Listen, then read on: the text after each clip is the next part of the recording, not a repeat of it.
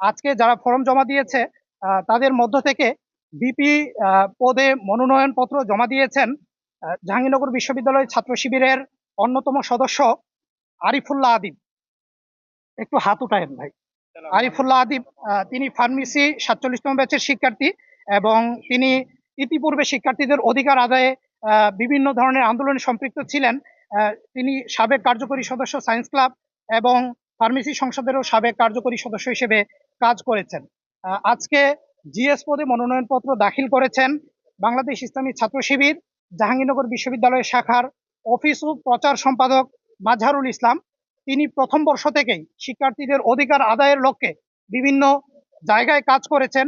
এর মধ্যে অন্যতম তিনি জাহাঙ্গীরনগর বিশ্ববিদ্যালয় বিএনসিসি প্লাটুনের সাবেক ক্যাডেট আন্ডার অফিসার ও ইনচার্জ ছিলেন। তিনি সেই সাথে জাহাঙ্গীরনগর বিশ্ববিদ্যালয় বিতর্ক সংগঠন জোডোর সহ সাংগঠনিক সম্পাদক ছিলেন এবং সাবেক সাধারণ সদস্য হিসেবে প্রেস ক্লাবেও তিনি কাজ করেছেন। এছাড়াও তিনি বিভিন্ন ধরনের সামাজিক সাংস্কৃতিক সংগঠনে কাজ করেছেন এবং শিক্ষার্থীদের অধিকার আদায়ে কাজ করেছেন। আমাদের আজকে এজিএস পদে মনোনয়নপত্র দাখিল করেছেন জাহাঙ্গীরনগর বিশ্ববিদ্যালয়ের প্রত্নতত্ত্ব বিভাগের 49তম ব্যাচের শিক্ষার্থী ছাত্র শিবিরের সদস্য ফিরদৌস আল হাসান।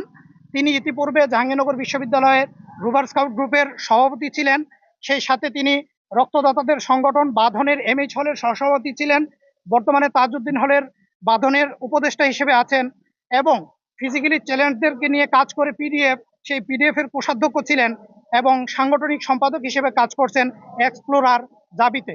তিনিও প্রথম বর্ষ থেকে শিক্ষার্থীদের অধিকার আদায়ে কাজ করে যাচ্ছেন এবং জুলাই আন্দোলনের সামনের সারিতে থেকে তিনি নেতৃত্ব দিয়েছেন। আমাদের আজকের প্যানেলে এজিএস মেয়ে পদে নমিনেশন দাখিল করেছেন দর্শন বিভাগের 48তম ব্যাচের শিক্ষার্থী আয়েশা সিদ্দিকা মেঘলা। তিনি ইতিপূর্বে দর্শন বিরোধী মঞ্চের সদস্য ছিলেন এবং সাবেক সহসভাপতি জাবি প্রেস ক্লাব।